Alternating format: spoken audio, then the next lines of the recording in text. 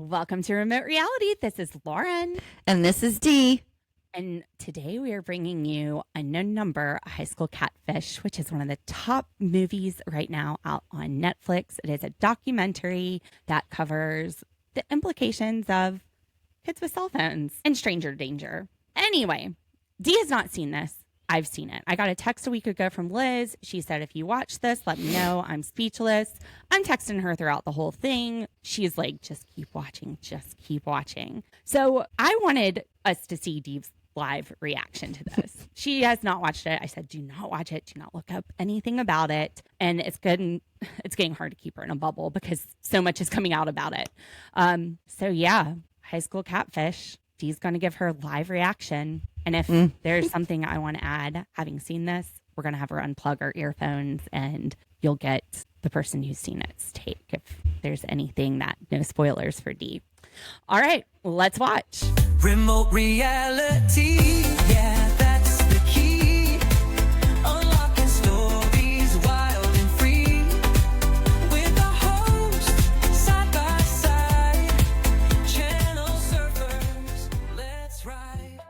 So the very first thing that we see, a chyron on the screen appears. It says text messages in this film are real. So keep that in mind as we watch. This takes place in Beal City, Michigan. We have Lauryn with a Y, like Lauryn Hill, Lauren Licari, and Owen. They're a high school couple. We meet Sophie, Macy, some of the players in this. And they say that this is a small town.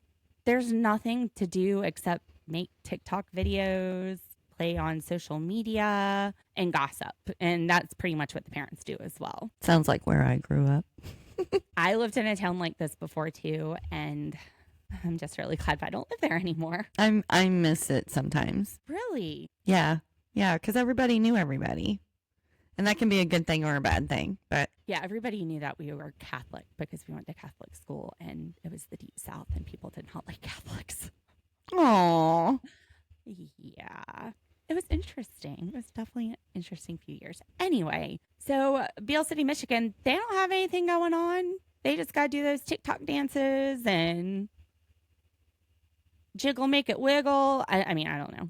I wonder if they shop a lot on Amazon. If I'm on my phone, I would be like super bored. I mean, if they're teenagers, I would think they really didn't have the money to shop on Amazon, but The adults too. It's the adults well, too. True. I see what you're saying. So what are we going to be doing in Beal City, Michigan? TikToking, gossiping. You know it's going to be good. You know there's going to be some drama brewing because everybody knows everybody. Mm-hmm. How well do they know everybody? Hmm. So even if you're in a small town, what could make you more bored than COVID? This all started in October 2020 when Chloe, who is one of Owen's best friends, had a COVID party for Halloween, which she did every year. Dee and I did not do anything during COVID. I'm type 1 diabetic, so I was super high risk. I was just like locked down. You were sending me booze. Remember you sent me booze? Yeah. Oh, yeah. You had me trying all different kinds of wine and liquor. Well, we were trying to find a wine that would be good for you. So that, you drank during COVID because I ended up pregnant. It was sangria. I was on a sangria kick. So you were sending me like all these different kinds of pre-made sangrias. By the time October came around, I was not drinking anymore. But Lauryn wasn't invited to the party. And this is a small school. So this Beal City High School, it goes from preschool through 12th grade. That's like my son's prep school is PK2 through 12th grade. And I think there's 3 grades in each grade, which that's pretty small. I went to a smaller school. I went to a couple of Catholic schools that were smaller than that. Well, I thought it was a little bit of a red flag. Well, I thought it was a little bit of a red flag that she wasn't invited, especially if this is supposed to be like one of his best friends. You would think both of them would have been invited. So that kind of sticks out to me that she wasn't invited to this Halloween party. And Owen says that Lauryn didn't like the girls in her grade. She just wanted it to be her and Owen. Like them or not, though, it's not like she had the chance to reject the invitation. His friend is just not inviting her. Yeah, that's weird to me. It was strange. And especially when they're saying nobody really hates each other. We'll see. But Lauryn and Owen, they met when they were 12 years old. They were in the 7th grade, and they had been together ever since. The kids in the class called them the golden couple. And Owen's mom, Jill, thought maybe there was some jealousy in the grade just because they saw this. They wanted a boyfriend, maybe not necessarily Owen, but they were just envious of the relationship that Owen and Lauryn had. Makes sense to me as a parent. I would think the same thing. But they were very close. The parents even were hanging out. They were like doing barbecues. So the families were really connected too. They did a lot of stuff together as the kids dated, which is great. I mean, you want to get along with boyfriend's family, her girlfriend's family. Kendra and Sean are Lauryn, or Lo is a nickname, Lauryn's parents, and Jill and Dave are Owen's parents. And they were growing concerned. What stands out to you about these text messages? The content. They're extremely vulgar for somebody who's supposed to be that age group. Yeah. So I found that kind of odd. The other thing is it seems to all be an attack on Lauryn, not Owen. Everything is about, he's going to leave you, or criticizing things about her. Making comments like they knew her nickname was Lo, and she said that only her friends, close friends and family used that. Knowing what she was wearing on that day, so she felt like it was somebody who could see her or was around her or something. Just some really odd stuff. Unless it's Miss Cleo, like psychically channeling what Lo is wearing. That's a logical conclusion. Yeah. So I mean, that kind of would be kind of scary, that this person, this person is, it's almost stalkerish. 13. Yeah. It's very stalkerish. I don't know why they called this catfish, because I didn't think catfish was like this. I thought catfish was like you falling in love with someone that you'd never seen, and then you find out that they're not who you think that they are, or something like that. Well, I guess we'll have to keep watching. But one thing that did remind me of the show Catfish is that Lauryn said when she would get a text, she would try to call back and the person wouldn't answer. They would text her back immediately, which that's one of the things. If you watch Catfish, Neve and Max, they're like, get on FaceTime with them. They can disguise their voice. They can hide behind text messages. I mean, this person was attacking her looks, saying she had a flat ass. She was anorexic, saying that she was a sweet girl, but she wasn't giving her boyfriend what he needed. And they were very explicit in these text messages.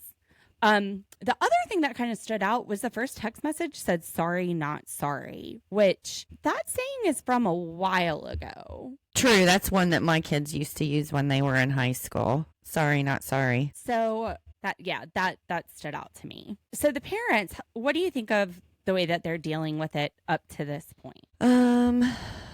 I can tell you I would have dealt with it completely different. My daughter would have had a new phone number, a new phone. Only people that we knew would get the number, and I would have been trying to track down who was texting her based on who I gave the phone number to, the new number.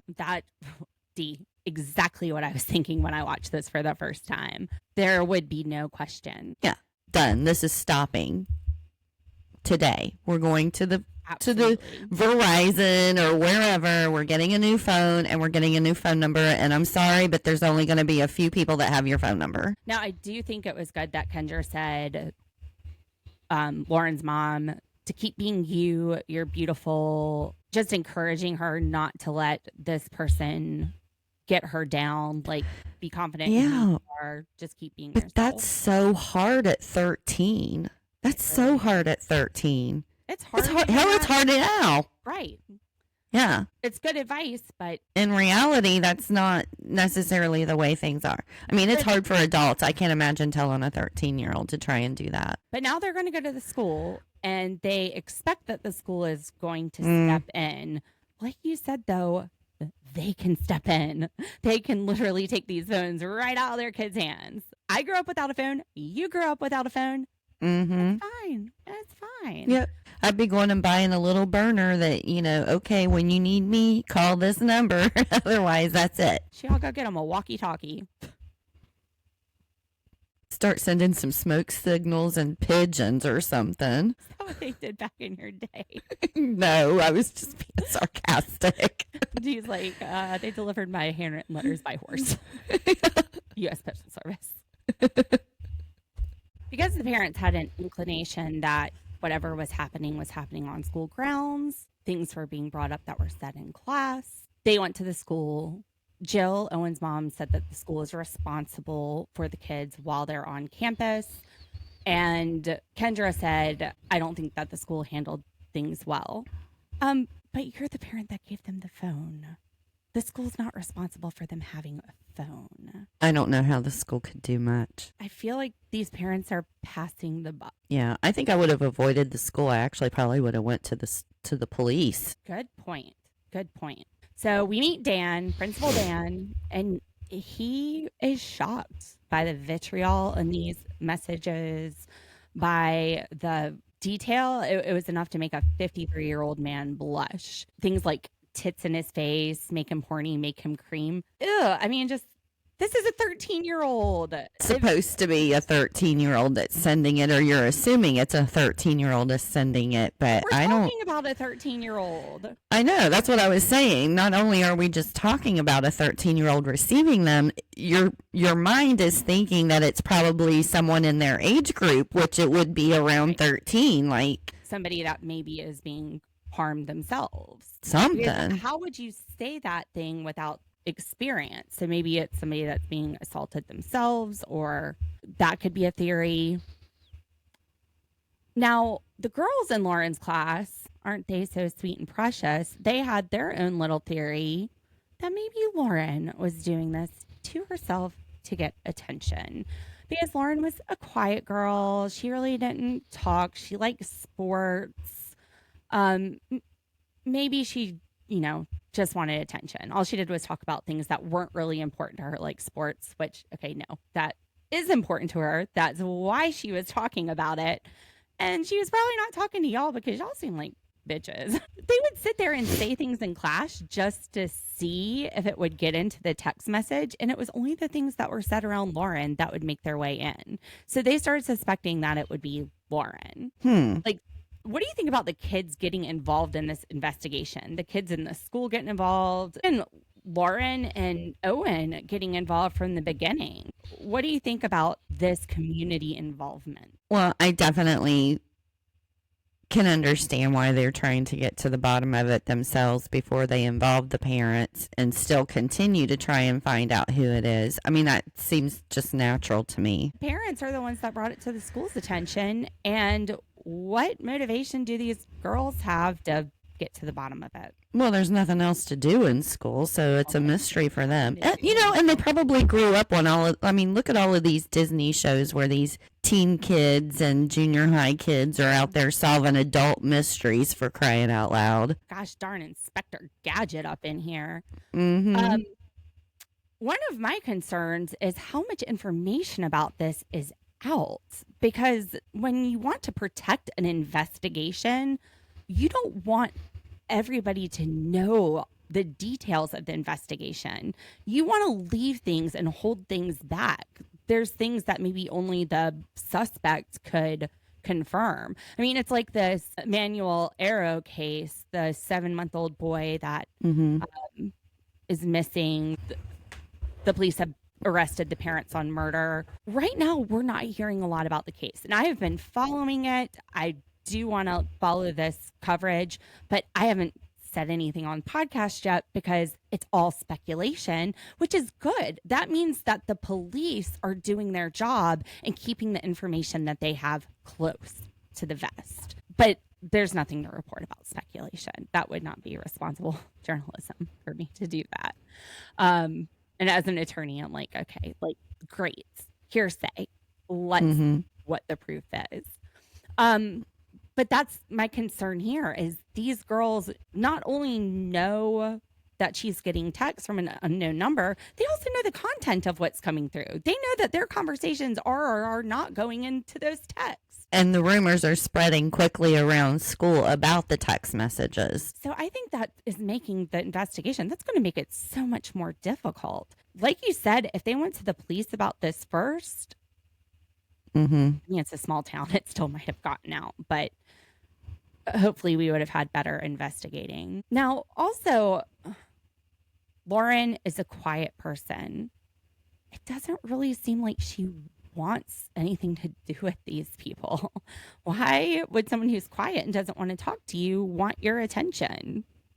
Kind of sounds like she doesn't want your attention. She wants you to just screw off. Yeah, she's not really talking about it. Didn't seem to me like she was talking to these girls about it. I don't know. She doesn't seem like the attention seeking type.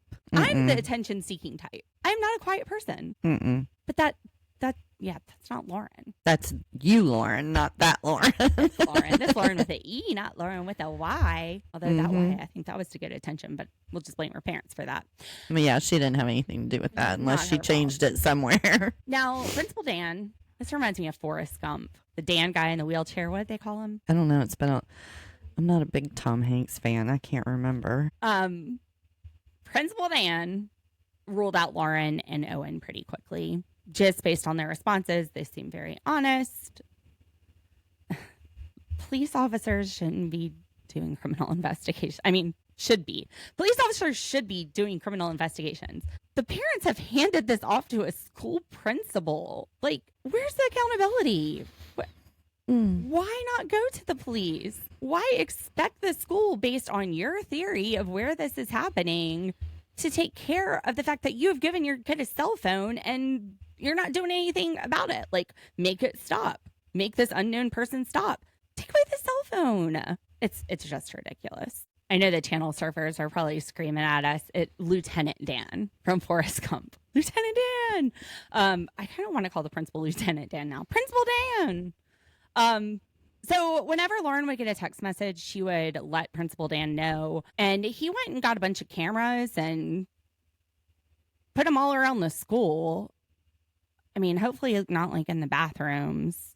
I'm guessing that somebody could text from the bathroom, but he put them all around the school, and then he was comparing notes from the time of the text message to see who would have sent it. Jill and Kendra were at the school and Miss Daly asking for updates, talking to each other about it, comparing notes because they were there for practices. So they're involved. But then Jill is like, why doesn't the school do a no cell phone policy? Why don't you do the no cell phone policy, honey? Yeah. Like, what the heck? Why are you guys having the school spend all this money to buy cameras when you could just take the phone away? Well, and he said a lot of, it's 2020, 2022, 2021, 22, something like that at this point.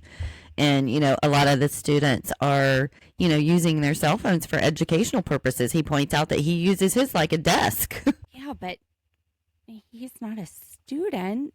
He uses his phone for emails, and the kids don't need it. I mean, we don't even need the phone. Well, I'm saying as far as why he's not going to impose some kind of cell phone policy at the school. So people can Google the answers to their test. I mean, I don't know how this works. This is all since I've been in school, but from what I have heard, they would lock up phones during tests.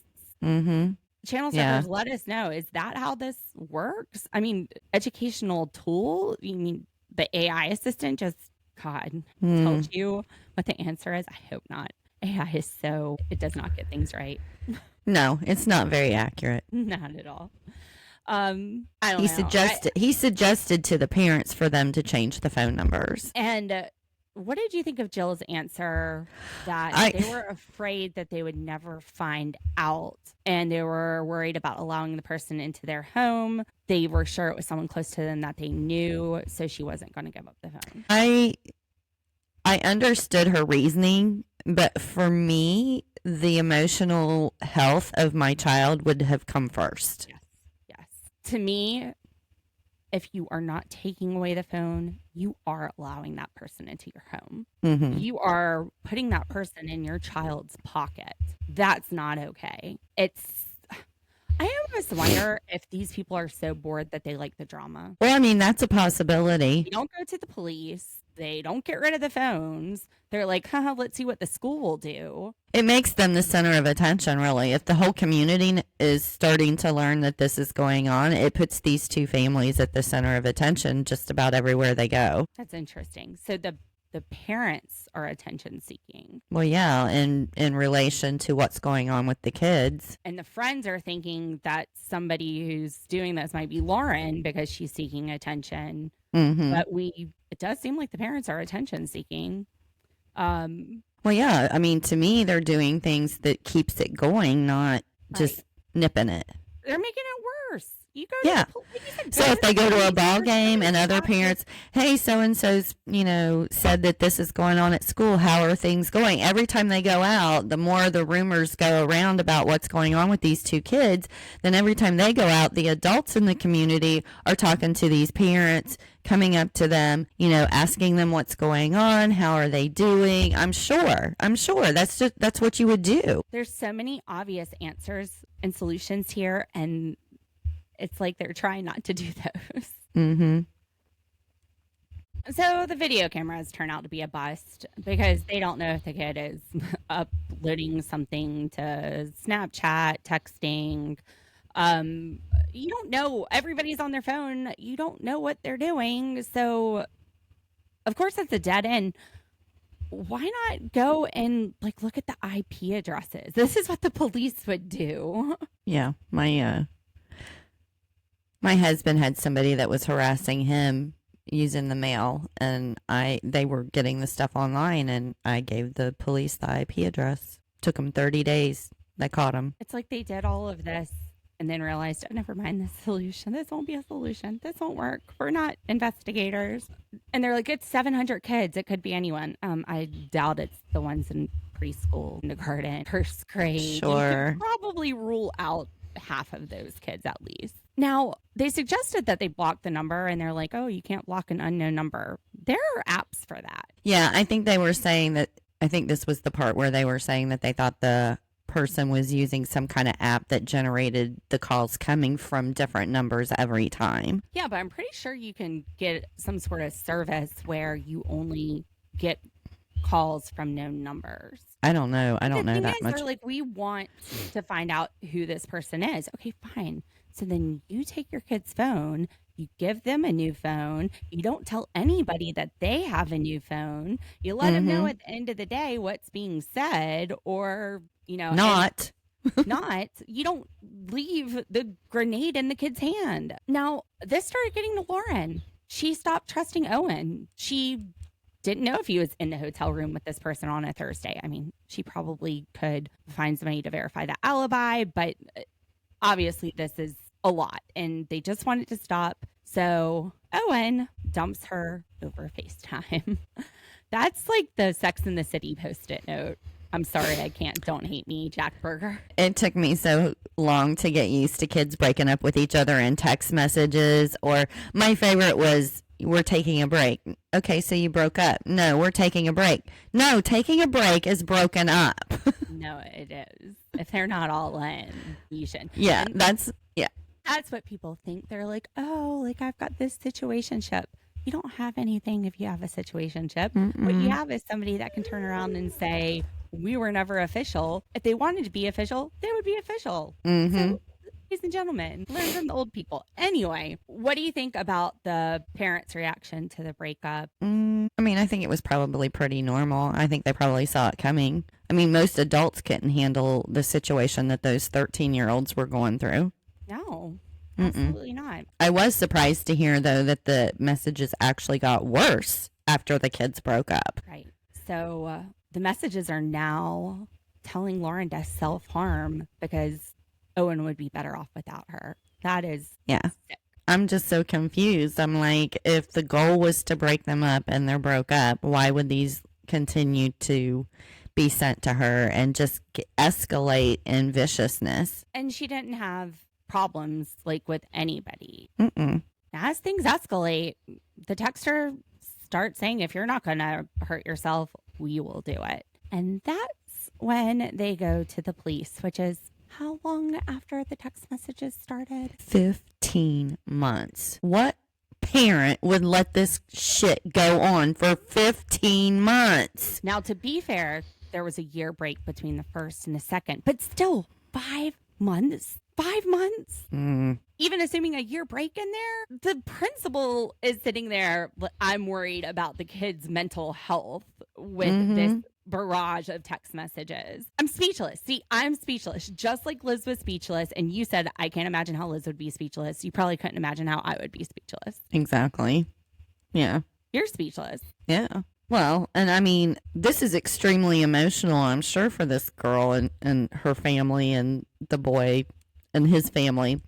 But not emotional. How take their damn phones away. Exactly. But what I was also thinking too is the person on the other end, like, they're extremely screwed up. Unhinged. Yes. When the principal was like, you worry about self-harm, I'm worried about this person being a psychopath and harming them. And there's threatening that. Yeah, there's something seriously wrong with this person and the text messages that they're sending. And if it's a 13-year-old, that's very scary. If it's an adult, it's very scary. This is very scary. I would leave town. I would have probably put my kid on a bus to the closest relative in a few states away until it was over with.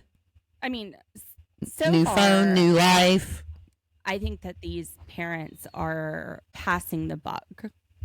And this is not something I would pass the buck with. I don't know what to think about the parents, honestly, at this point. I mean, I just know for myself with my kids what I would have done. And so I'm confused with. To be fair, like we do criminal defense. We have seen some crazy stuff as an attorney and a paralegal. So maybe we're just more sensitive to those things. We're having the same reaction though. Like, don't rely on Principal Dan to solve this problem. So 17 months into this, the police start looking into Sophie. Sophie's parents were close friends with Owen's parents. They grew up together. Sophie's mom actually, Chloe. I was wondering. 17 months into this, the police start looking at Sophie, Chloe, and Macy. Mainly Chloe, but her group. Sophie's mom looks through her phone. Nothing suspicious. She did that at Jill's request. Jill asked the basketball coach, can we let the parents know what's going on and have them look through their kids' phones? The coach is like, all right, well, we'll run it through the school. And Principal Damon and the superintendent, they're like, heck no, you need to stay out of the investigation. Well, thanks, 17 months into it. Took 15 months before anybody stayed out of this investigation. Part of investigations is having credible, reliable evidence. You have to have people that can lay the foundation and testify and are doing investigative techniques that are fair and, not always necessarily fair. Police can lie to you, but unbiased. Well, not even that. I don't even know how to say this, but you don't want them suggesting something to somebody, because then that would ruin a confession. Then you could sit there and say, well, this person, it was suggested to them that this is what was said in the text, and that's why they confessed to it. Now, Chloe, when she went to Florida, a text message pops up from the unknown number with a Florida area code within an hour of them crossing over the border. So Chloe's dad said, let's just get your phone dumped. The investigator says, I need to be careful, make sure that I don't get tunnel vision. And Owen is saying nobody's going to point to themselves. So what are you thinking at this point? Well, when the text messages started coming through, insinuating things like saying, I got my phone dumped yesterday. They didn't find anything. And, that's when I was like, yeah, somebody's trying to frame this girl, because you're not going to implicate yourself. The Florida part had me hung up. And I started wondering, could it be one of Sophie's parents? Maybe Chloe's parents. Chloe, yeah. Yeah. Could it be one of Chloe's parents? Because they were close friends with Mm-hmm. Owen's parents, and Lauren's parents may have kind of phased them out. But the texts were from Florida. Was it like a cell tower ping, or was it a whole Florida phone number? Well, I wonder if that, like, the app that's getting used to generate the phone numbers, I mean, I would think it would be random, so it could have been any state, so it could have just been a coincidence. Or if there was other kids that went to Florida, they said it was spring break, so there could have been other people in that town that went somewhere in Florida. But it wouldn't make sense that it would pick the same phone number for the place that you were. Right. And it wouldn't make sense that you'd be sending pictures of yourself. Tunnel vision is where an investigator is just like, okay, this seems so obvious. This seems so obvious. And they stop investigating other leads, and they try to make the facts fit into their theory instead of letting the facts tell them what happened. Mm-hmm.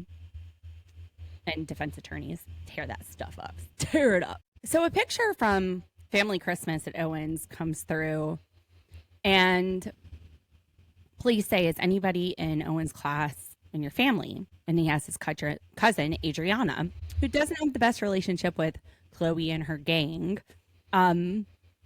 Chloe thinks maybe she doesn't like me because she thought I was just being rude to her. And Sophie says that Adriana made up a rumor that they bullied her and threw carrots at her. All right, I'm going to go ahead and say it. I think they did throw carrots. I would say that I was thinking the same thing. I was like, yeah, that's an odd rumor to make up. I think I would probably believe that you did that. Maybe she thought we were being mean to her, rude to her. Maybe you were. Yeah. If you're going to make up a story about somebody bullying you, I don't think you're going to land on throwing carrots at you. And earlier they said that Chloe was accused of bullying. I wonder if this was what had come from Adriana. Adriana seems quiet, kind of keeps to herself. She's kind of on the outside. And her mom makes a Facebook post, you know, when the police start investigating and everything. And it just, other parents jump on in. Mm-hmm. Man, this town, they're like, drama, let's go. I don't know if it was Sophie's parents or Chloe's parents. They were like, yeah, Adriana's mom was on a victim journey. It sounds like your kids are kind of assholes to hers. I don't know. Yeah. It sounded like her daughter had talked to her about the bullying. She made the Facebook post, and yeah, and you see it so much with bullying. When you try to talk to the parents, they just downplay it like it wasn't no big deal. But why would you text message that you were going to make your cousin horny and cream? I mean, this is a small town. I don't know, but well, I think they're implying that she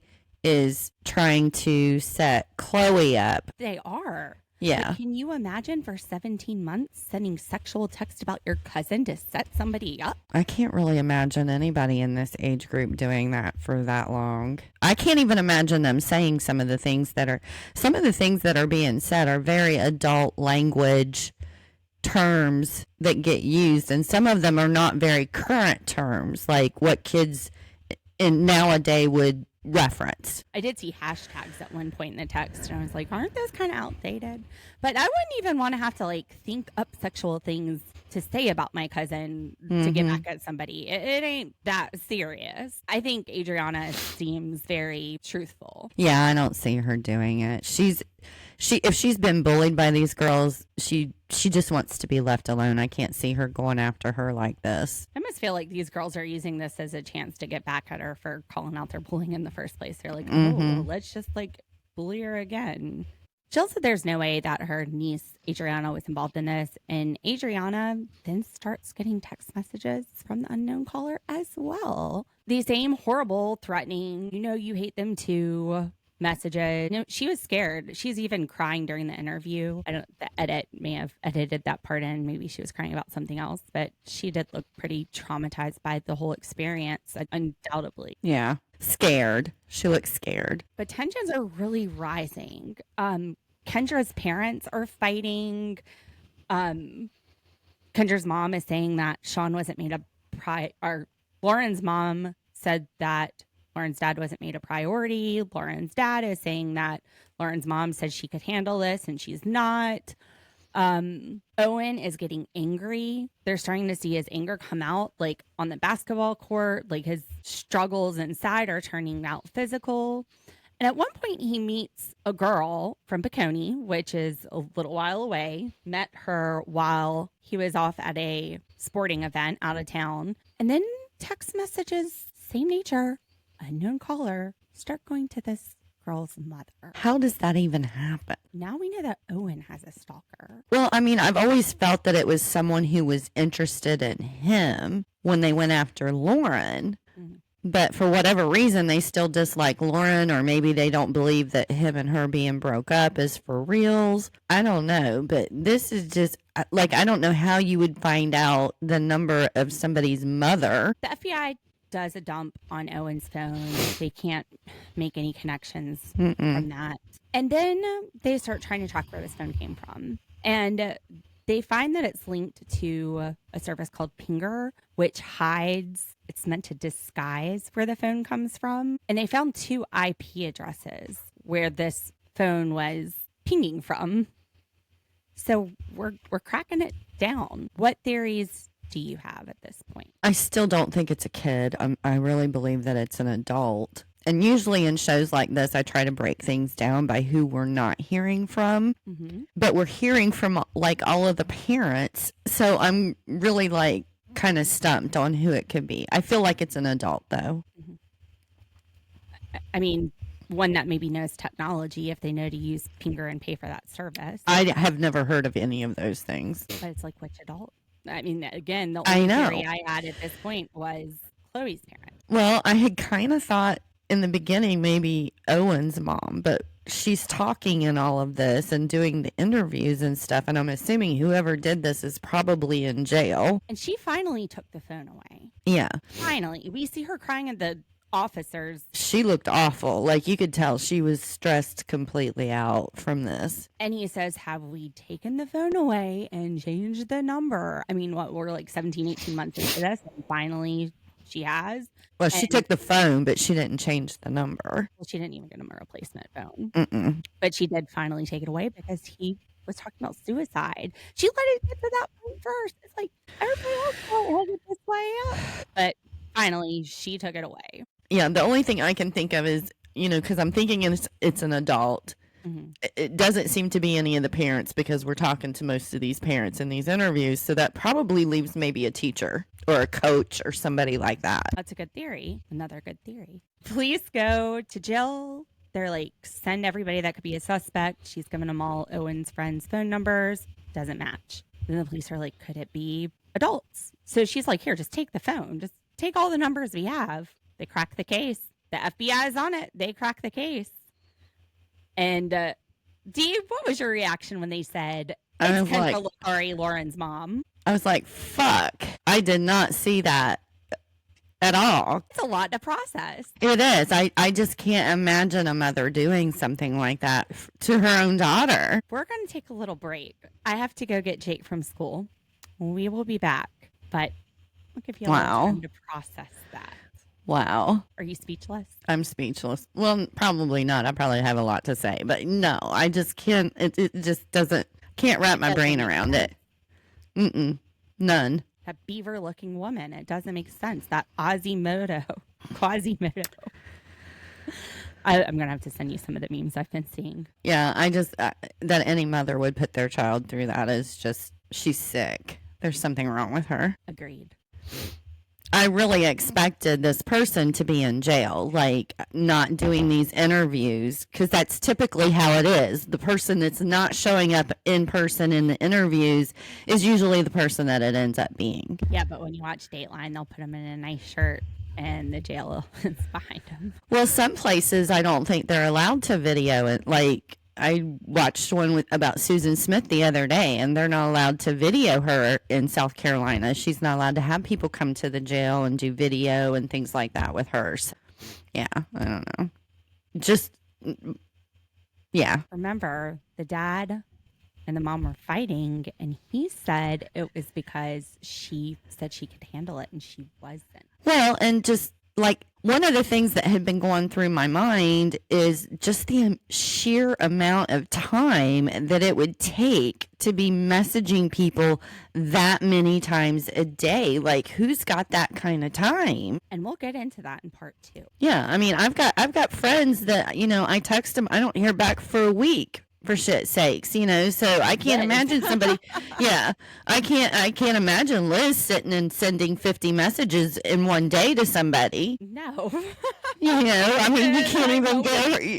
Yeah, you can't even hear from her. Well, hell, I sent her one 2 or 3 weeks ago saying, "Hey, I haven't heard from you in a while. How you doing?" Crickets. I still haven't seen anything back. To the second half, we're halfway through the documentary. It gets into all of this, but she would know Her mental what Lauren's illness. wearing. Huh? She would know what Lauren's wearing. The She would know a lot. conversations that happened around Lauren were probably conversations she had with her mom, who trusted her. But then you think about the nature of these text messages. These were real texts telling her to off herself, making fun of her, breaking her up with her boyfriend that was the golden couple, and then harassing the boyfriend's new girlfriend. It's How, though? I'm still boggled with how she gets some of this information. like, what? Like the new girlfriend of Owen's mother's phone number. Well, she's friends with Jill. But Jill said she didn't even know the number of the girl's mom. I see what you're saying. Yeah. Well, I think they explore that in part 2. But Okay. Well, But you've seen it. I haven't, so. the FBI got involved in month 15, and I think we're seeing here it's like month 18 it's solved. They solved it in 3 months. Wow. But maybe we know why they didn't go to police. Yeah. Because Well, Jill is the one that's been doing most of the talking to the police and stuff, not Lauren's parents. and Lauren's mom, if they had gone to the police first, Yeah. she would have been caught faster. Took them 3 months. Once they came in, 3 months. Yep.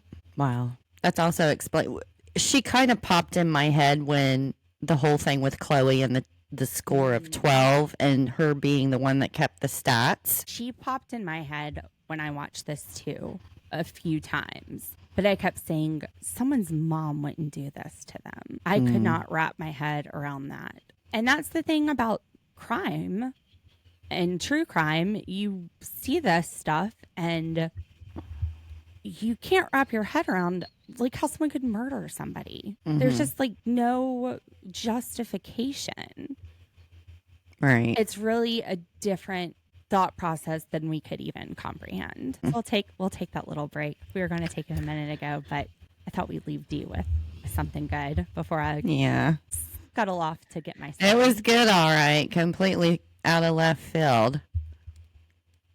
We're speechless. So we just took a little break. I went to pick up my kid, took him out for Friday ice cream with some of his classmates, grabbed some McDonald's on the way home because I knew we would be busy. And here we are. We are back. Dee finished the episode, and now we are going to talk about the second half of this episode. So the first half, Dee watched before we recorded together. I wanted to see the suspense, just kind of watch it unfold until we got to the surprise in the middle. And now I think the suspense is gone, and now we just want to talk shit. So, Kendra.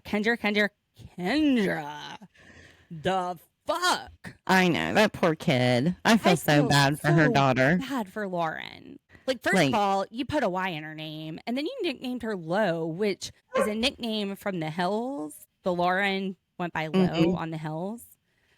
So Mama, I think, is definitely my age. One of the children of the 80s and 90s.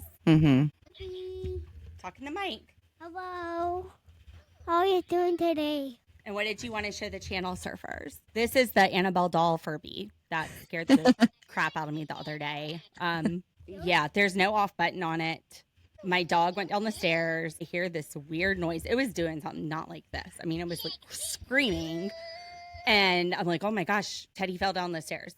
Have you asked Jake if he knows how to turn it off? Oh, no, we asked his friend Izzy, who left it here. It doesn't have an off button. That's so weird. All right, Jake.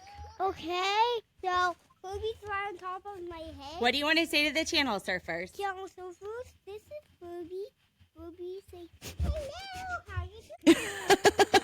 All right. So Jake is watching Netflix on my phone now, on the kids' Netflix. Rob wasn't feeling well, but when I got back, he was not in the house. I think he went for a walk. But all right, we're back. Which weird part of this story we are talking about when the cops came. So the cops come to arrest Kendra. And she denies it. Deny. Mm-hmm. Yeah.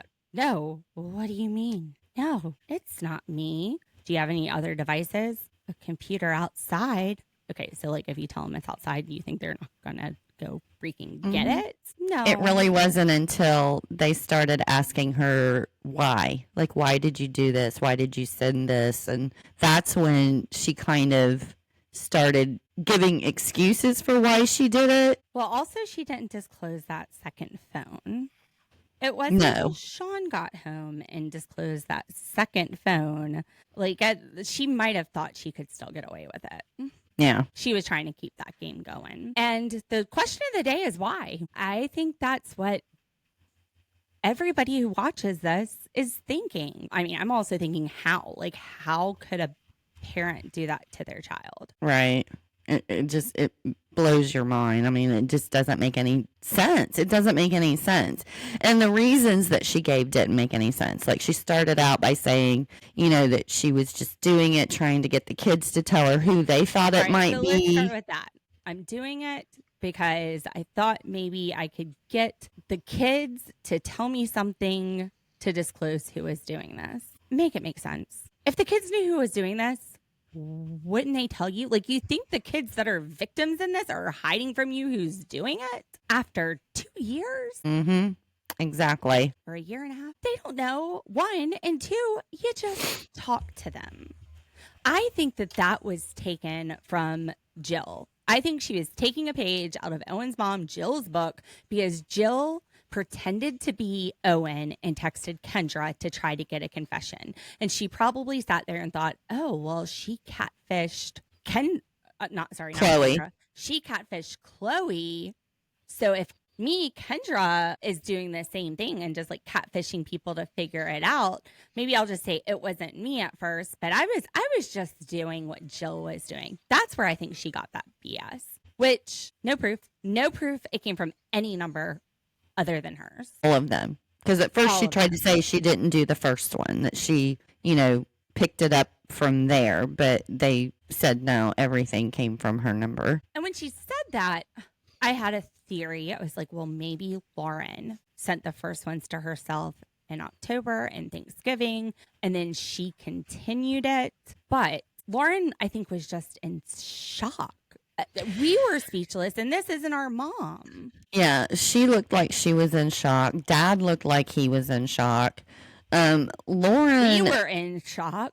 Yeah, and as the officer is telling Lauryn what they've discovered, Kendra's over there, and she's hugging her, and she's holding hands with her, and I'm just like, what the hell is going on here? It was very, very strange behavior. Now, if we're asking why, an answer we might have a context clue. If you look on their kitchen table, it is lined from side to side. There's not a place to put anything down because it is lined with wine bottles and liquor bottles, handles of liquor, unopened bottles of wine, open bottles of wine. I think there's some alcohol problems in this family. There might be. That's a good possibility. I mean, I don't really think that we got an exact reason. There were several things thrown around. That could be a contributing factor. Mm-hmm. I mean, I still wouldn't do that to my kid if I was drunk, but she was up at 3:00 in the morning texting these kids. Well, you would have to be. I mean, to send 30 to 50 texts a day. This is like an all day thing. This is a day and night thing. Energy for that. It became an obsession, I think, with her. She was saying, that she could leave the real world. She could wear a mask. She stepped out of her life. She became somebody else. And I think it was just like an obsession or an addiction with her. Do you think she became somebody else, or do you think she always had this propensity and she had untreated issues. She definitely has untreated issues. I mean, nobody can deny that. I mean, I think it was the FBI, they were speculating a form of Munchausen's. Okay, so with the Munchausen, you liked that theory, the mental Munchausen. I had started thinking about it, yes. But then, as it goes on and Jill started talking, I was like, well, that makes sense too. There was a lot of things that made sense. So the mental Munchausen, what they were saying is that she was making her daughter mentally ill and basically creating this cyberbully scheme. It's not even mental, but just creating this thing to get attention. And she kept going with it. Like, you created an illness to get attention. This was putting them on the news. It had the attention of the school, the attention of the police department. And it's a small town. That's one of the things we were saying. Like, these parents just take away the phone if you don't want the attention. And eventually Jill does. I think Jill kind of liked the attention at first too.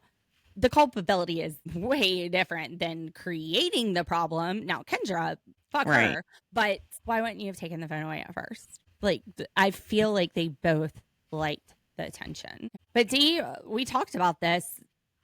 Once we hear Jill's side, it makes that Munchausen theory, at least to me, problematic.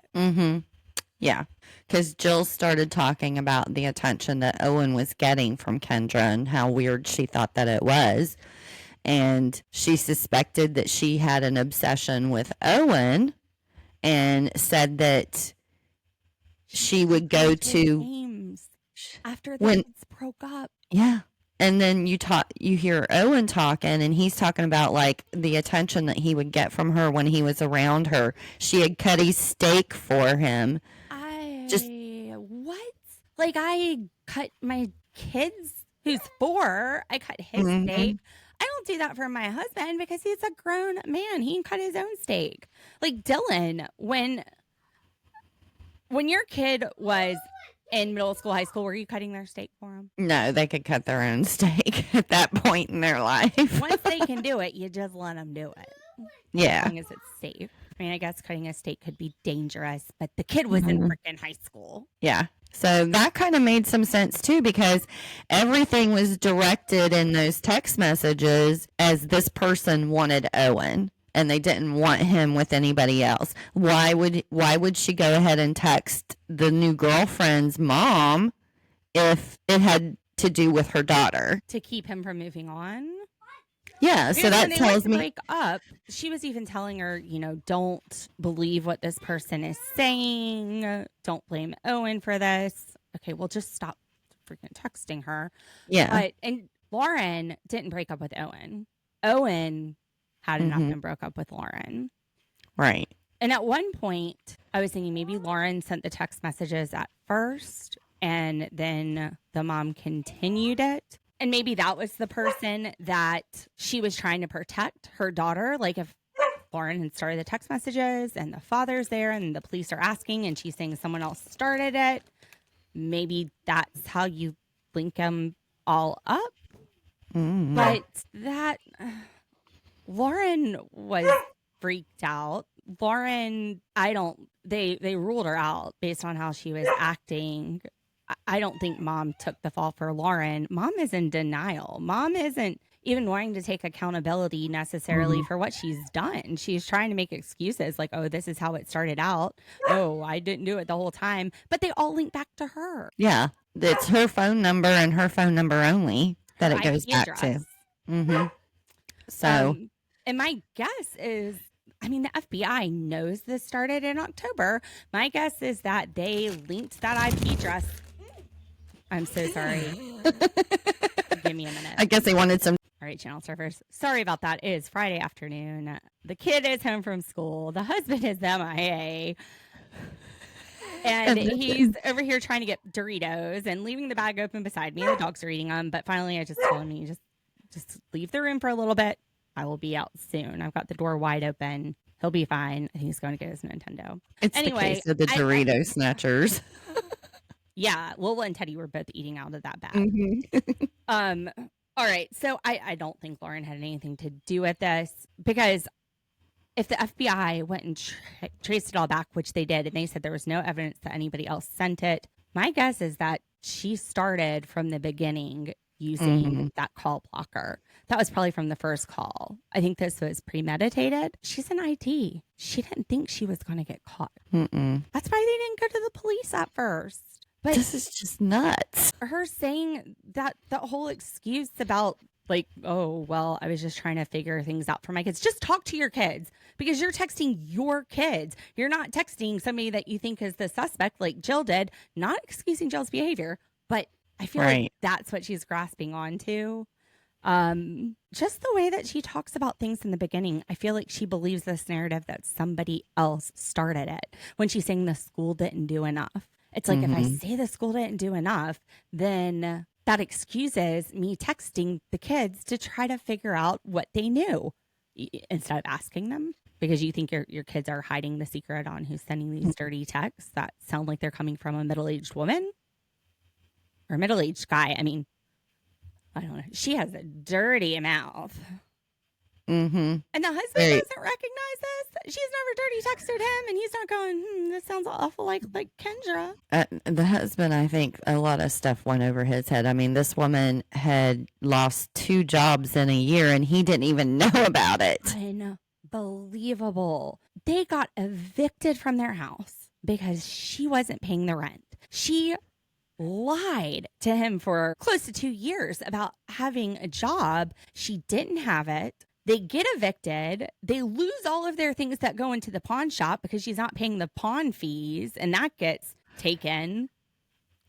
At what point does he sit there and say, you know what, honey, let me handle the finances and snatch that bank statement and start figuring out where the money is going? Because it wasn't before they got evicted, and it wasn't after they lost all their stuff after the eviction. He didn't look at the bank statement. He was just like, oh, yeah, just keep mismanaging the money. It really takes, I think, a certain group of people around you for you to even get away with this.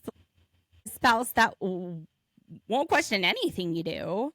Oblivious. A friend that wants attention and isn't going to do anything to stop you. It all just blows my mind. I know. And you're like, how would Liz be speechless? Yeah. That's exactly how. Now, I wonder, I don't think it's the Münchausen by proxy. Because like we said, she continued this obsession with Owen. Jill's theory is that she was obsessed with Owen. I would lean more towards that. It makes a lot more sense. She went after his next girlfriend's mom, which, how did she find the phone number? Well, she's in the tech world. She knows how to deep dive. She probably hacked their computer. She'll set your social security number and your password. FYI, change it all. Go into witness protection. No. Speechless.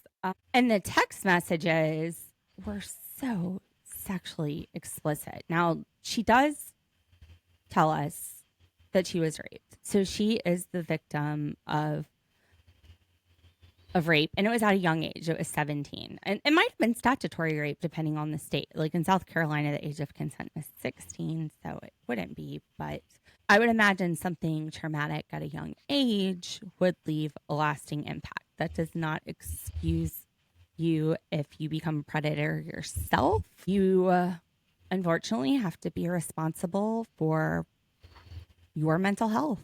Even though something completely out of your control landed you in that situation. It's just like physical health. When I was 10 years old, I was diagnosed with type 1 diabetes. I didn't do anything to get it. My mom was like an almond mom. We used to have carrot sticks and raisins for snacks and like apples with peanut butter. And I would always have snack envy. I'd go over to my parents' house, or not my parents, my friends' houses. I'm like, oh my gosh, fruit snacks, chips. So Rob, my husband, raised the same way. His parents went and buy the sugar cereals. He went over to the neighbors all the time and asked for cereal and cookies, and they gave him a dog treat. He ate it. Yeah. So before I had diabetes, I was like my snack game sucks. And then after I had diabetes, I had to eat 6 meals a day. So my snack game got on point. I was getting like Lance peanut butter and cheese crackers and Juicy Juice boxes. And all my friends had snack envy because I got to eat during class. Anyway, how did I get here? Diabetes, not my fault. but I still have to deal with it every day. I still have to pay an insane amount for insulin and diabetic supplies, and I have to be insured. I don't really have an option. I'll die without it. So, I mean, when I go to the pharmacy and they're like, do you know how much you just spent?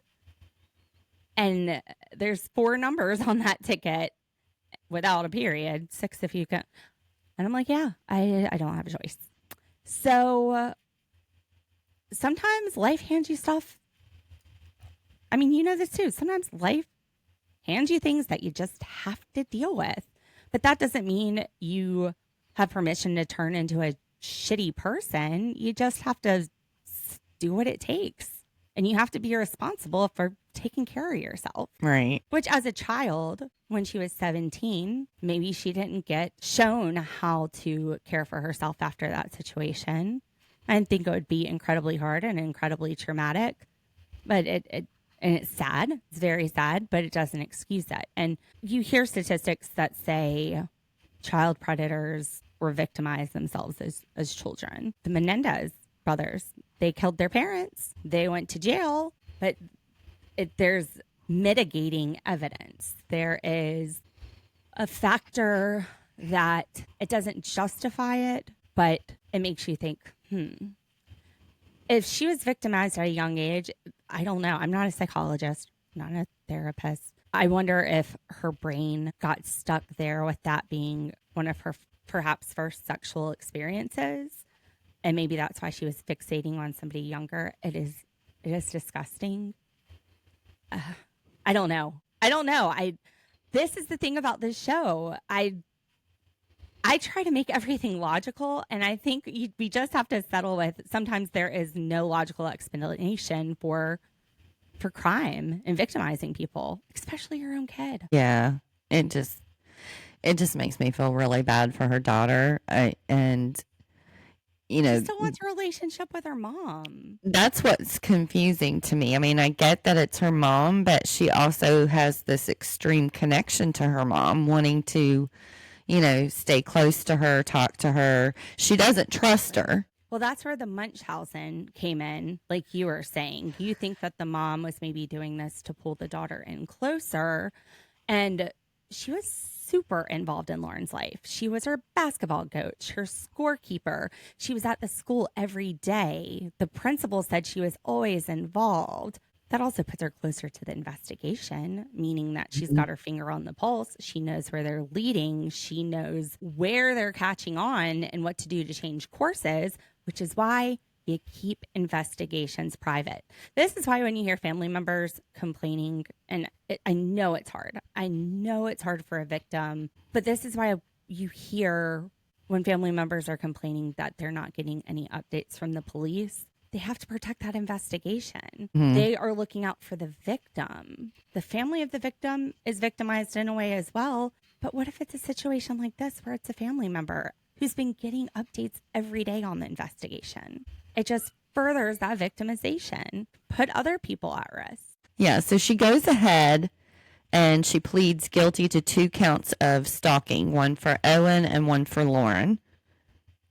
And everybody gets to speak. You hear Owen speak, you hear Jill speak. The families who have been affected, the kids who have been affected, all of them, it's been, a tragic experience for them. Throughout big part of this small community. Right. So she gets 19 months. I don't think she spends 19 months. No. I think she's out on a little under 12. Sentences usually you serve like 85%. Sometimes it's lower, just depending on which court it is, but it's usually at like 85% of the sentence. Yeah.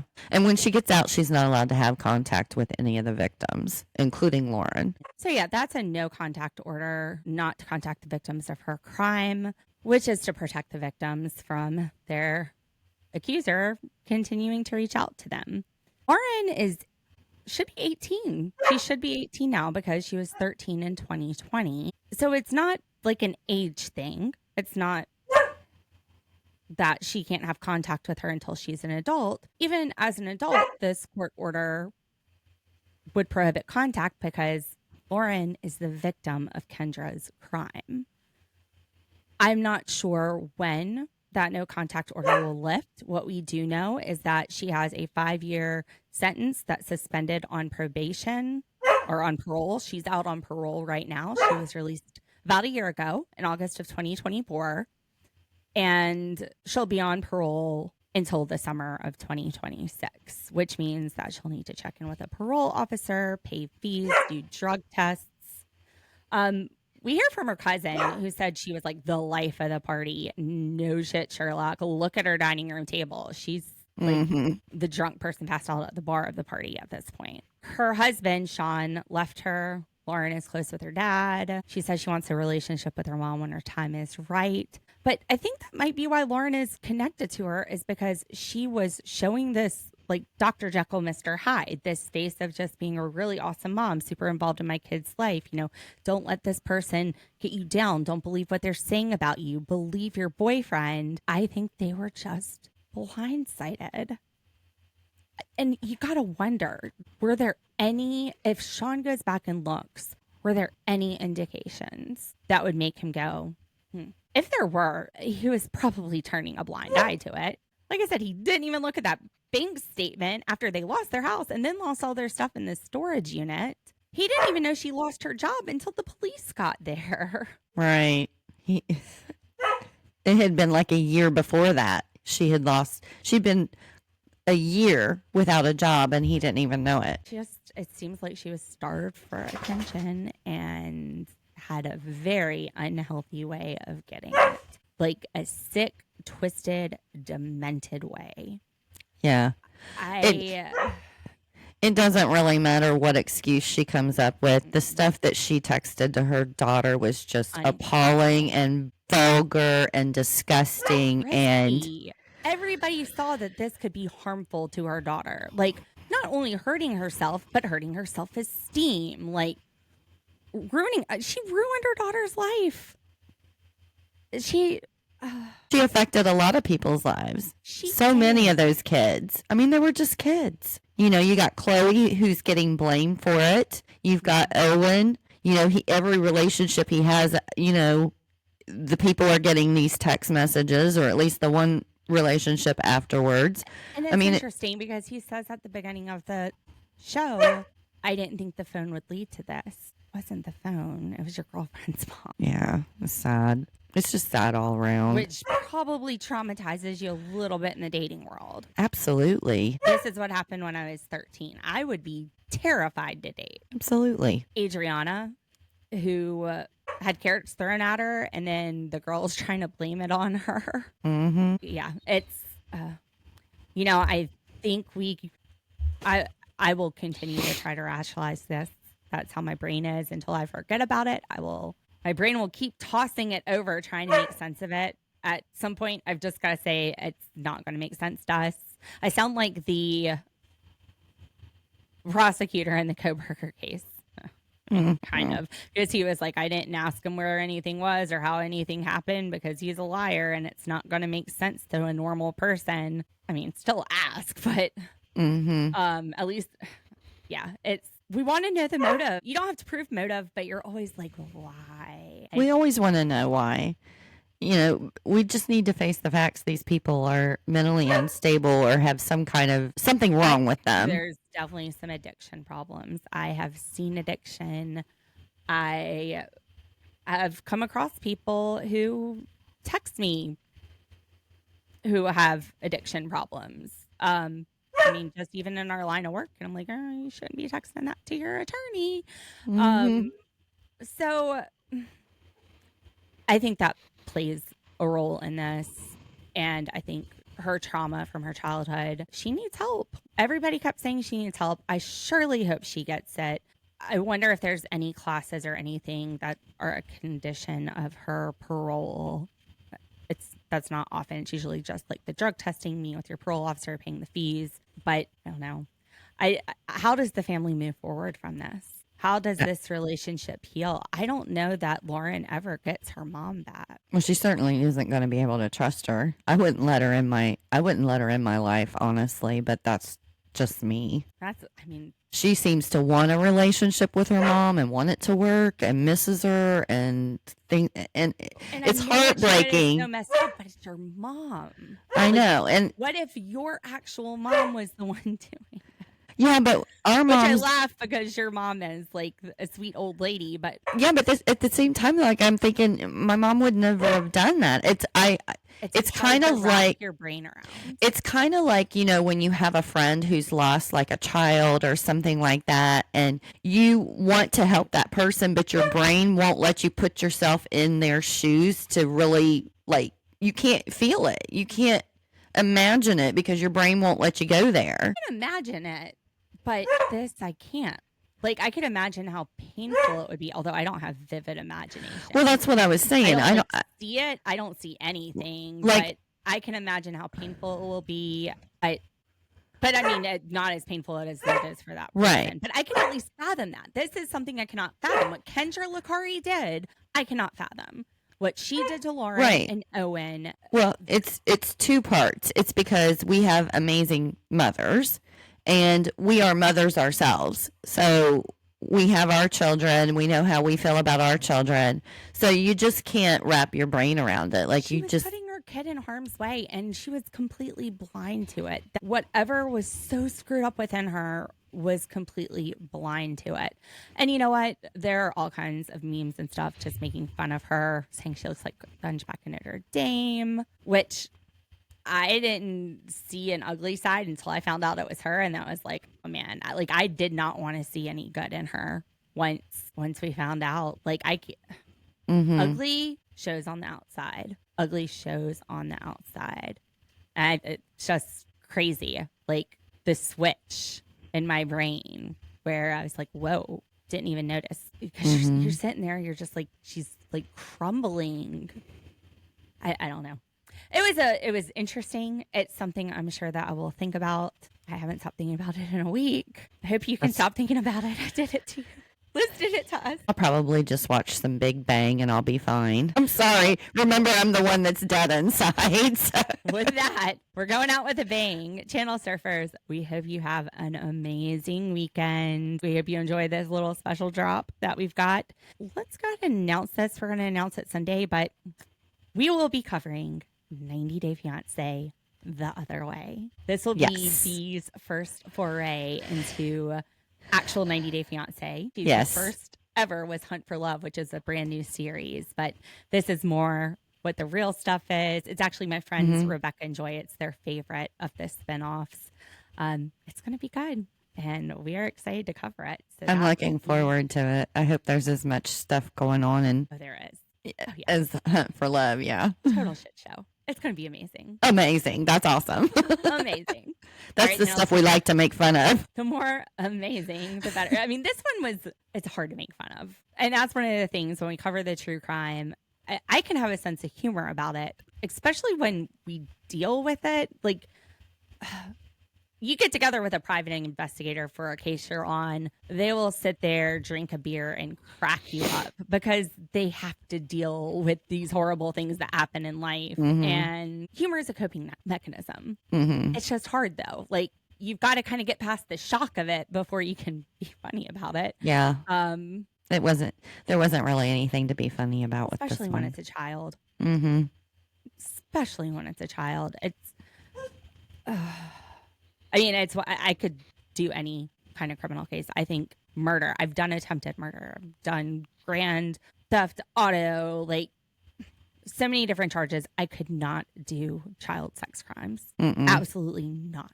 Could not do it.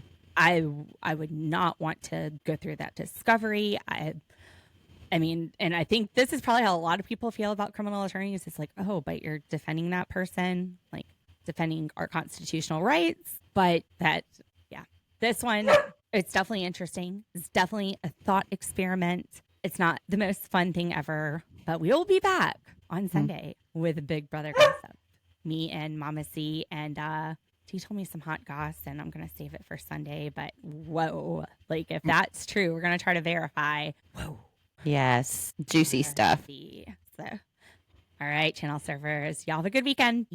Let's ride. Tune in, don't delay.